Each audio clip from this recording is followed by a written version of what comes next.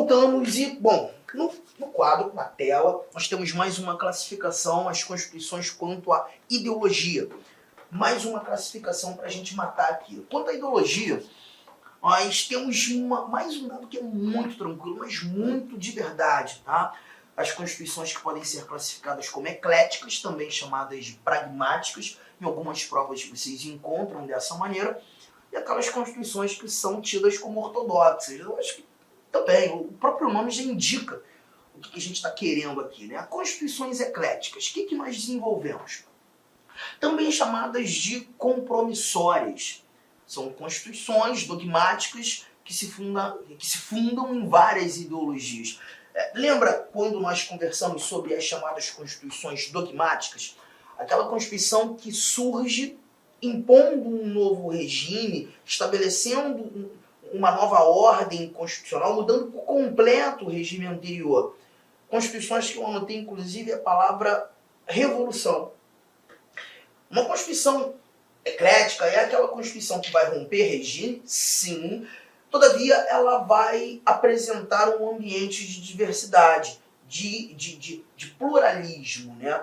De diversas ideologias e em vários ambientes. Religiosa, política, enfim, por exemplo, olhar para a Constituição Brasileira de 1988, promulgada no dia 5 de outubro desse ano, é levar em consideração qual religião oficial ou qual a única religião adotada aqui pelo Brasil. Você vai dizer, não há uma religião una, não há uma religião oficial, nós vivemos um Estado laico, uma diversidade, né, de credo religioso.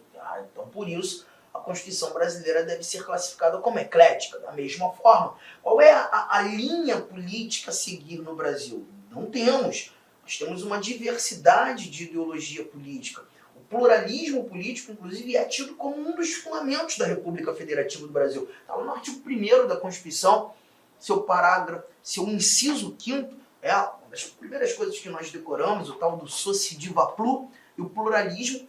Aí a diversidade de ideologia política reflete claramente a ideia de sermos ou termos uma Constituição eclética, diferentemente de uma Constituição ortodoxa, que impõe uma única ideologia, uma só ideologia, seja no campo religioso, seja no campo político, seja no campo moral.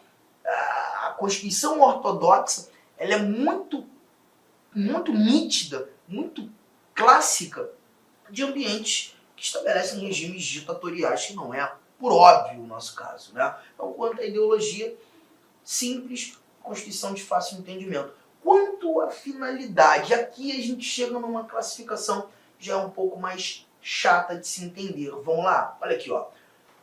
Quanto à finalidade, possivelmente quando lendo essa classificação aqui, se eu não tivesse colocado sintética ali, provavelmente muitos de nós concluiríamos que a Constituição brasileira se classifica dessa forma. Você quer ver?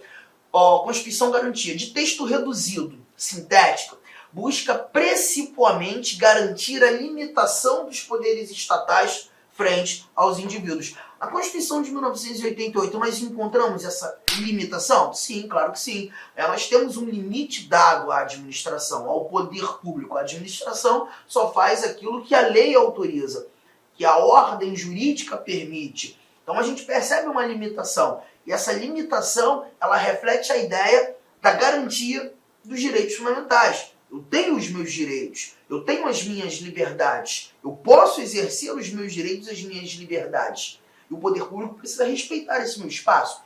A ideia do respeito do poder público aos meus direitos é uma limitação em sua atuação. Ele só faz aquilo que é possível. Se ele ultrapassar esses limites, ele está agindo de maneira ilegal, arbitrária, abusiva, sem justa causa. Mas a Constituição brasileira traz tudo isso, mas não apenas traz isso. Por isso que a nossa Constituição ela não deve ser classificada tão somente como uma Constituição garantia. Ela vai além. E aí aparece essa nossa classificação aqui. Ó. Ela é caracterizada pela existência, em seu texto, de normas programáticas, de cunho eminentemente social, dirigindo a atuação futura dos órgãos governamentais. Ao passo que uma Constituição garantia só limita a atuação do Estado, só limita a atuação do poder público, A tal da Constituição dirigente, ela faz mais. Ela também limita, por óbvio. Ela garante direitos fundamentais, mas ela exige uma atuação futura do poder público. Ela exige ao poder público uma atuação de diminuir desigualdades sociais, por exemplo, de dar atendimento diferenciado para aqueles que precisam desse tratamento diferenciado. É aquilo que a gente chama de equidade ou igualdade material, desigualar os desiguais na medida de suas desigualdades, tratamento diferenciado para quem precisa ser tratado de maneira diferente. É aí que vive, que reside, que atua a ideia da igualdade material, e a Constituição dirigente parte para esse campo. Então peraí, Arthur, pensando melhor, a Constituição brasileira ela não é só garantia, ela deve ser classificada como dirigente. Mas ainda temos mais uma classificação, ainda no âmbito da finalidade, a tal da Constituição Balanço. Em comum, ela diz que é destinada a registrar um dado estágio das relações de poder do Estado. Sua preocupação é disciplinar a realidade do Estado num determinado período, retratando o arranjo das forças sociais que estruturam o poder. Faz um balanço entre o período e outro. Isso aqui era muito normal nas constituições de países que viviam regimes socialistas. Por exemplo, quando olhando para aquela antiga União Soviética, as repúblicas socialistas soviéticas, ali nós tínhamos constituições que nasciam para durar um tempo oportuno. Elas nasciam com uma meta, um objetivo.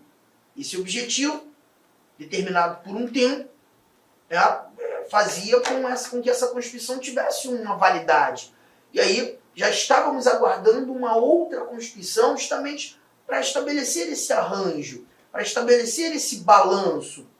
Uma Constituição que surgia tão somente para garantir naquele período a realidade da sociedade, mas ela já estava fadada ao seu tempo de duração. Então eram constituições temporárias. Como diz, destina-se a registrar um dado estágio das relações de poder do Estado. O Estado ele já estava ali condicionado a exercer determinadas tarefas por um tempo. Sua preocupação é disciplinar a realidade do Estado num determinado período, retratando o arranjo das forças sociais que estruturam o poder. Então, constituições balanço nós nem temos mais, mas vimos muito aquelas constituições de países que viviam regimes socialistas, que nunca vimos no Brasil num cenário como esse. E aí chegamos a uma outra classificação quanto à ontologia, também uma classificação interessante. No primeiro momento complexa de se entender, mas você vai entender com facilidade. Vamos lá. As normativas estão em plena consonância com a realidade social, conseguindo regular os fatos da vida política do Estado. O que significa isso? Essa Constituição é aquela que nasce da vontade do povo, é aquela Constituição que se mantém realmente retratando aquilo que o povo demonstra ser. É uma Constituição literalmente atual, uma Constituição que não se mostrou obsoleta com o passar do tempo. Ela não se tornou defasada. A Constituição normativa é aquela Constituição, eu costumo dizer, que é como a roupa feita sob medida. Ela nasceu sob medida, o corpo se mantém em forma, e essa roupa continua vestindo esse corpo da melhor maneira possível. Normativa. E já a Constituição classificada como nominativa, desculpa, gente, ou também tida como nominalista, são as elaboradas com a finalidade de efetivamente regular a vida política do Estado, mas não alcançam o seu objetivo. Ou seja, é aquela roupa feita sob medida também. Mas com o passar do tempo, esse corpo se transformou, perdeu a forma, ou ganhou outra forma. E a roupa, num determinado momento, deixou de vestir bem.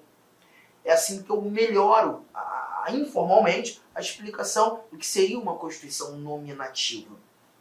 Diferentemente da Constituição normativa, é aquela Constituição que deixou de atender.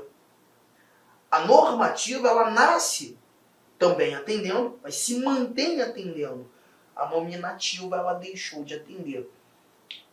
Bom, eu só vou ler aqui a Constituição Semântica para consignar as 3 classificações quanto à ontologia, e aí a gente classifica como a Constituição brasileira é adequada. Semântica, a terceira classificação. São criadas apenas para legitimar o poder daqueles que já o exercem. Nunca tiveram o desiderato de regular a vida política do Estado. É típico de regimes autoritários, constituições ditatoriais, que não é claramente a Constituição de 1988.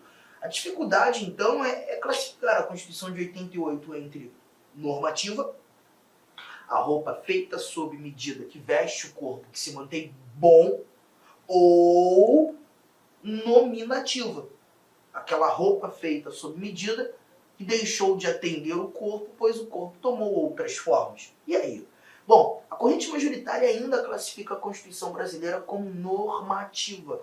Essa classificação aqui, ó, ainda a roupa boa, a roupa feita sob medida. Olá, meus amigos! Inicialmente eu peço desculpa, pois interrompi os seus estudos, mas essa videoaula do YouTube é uma videoaula demonstrativa para você conhecer os nossos professores e a qualidade dos nossos serviços prestados.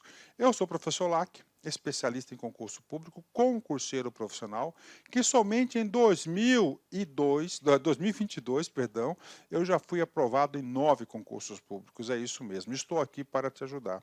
Olha, se você fizer um investimento mínimo, 10 parcelinhas de R$30, exatamente isso, só isso, você vai ter acesso ao nosso curso completaço focado para o concurso da nossa gloriosa Polícia Militar do Estado de São Paulo. E eu tenho certeza absoluta que este curso você vai conseguir adquirir o conhecimento necessário para fazer uma excelente prova. Então espero vocês aqui na Lá Concursos. Fique com Deus, um forte abraço. Tchau, tchau.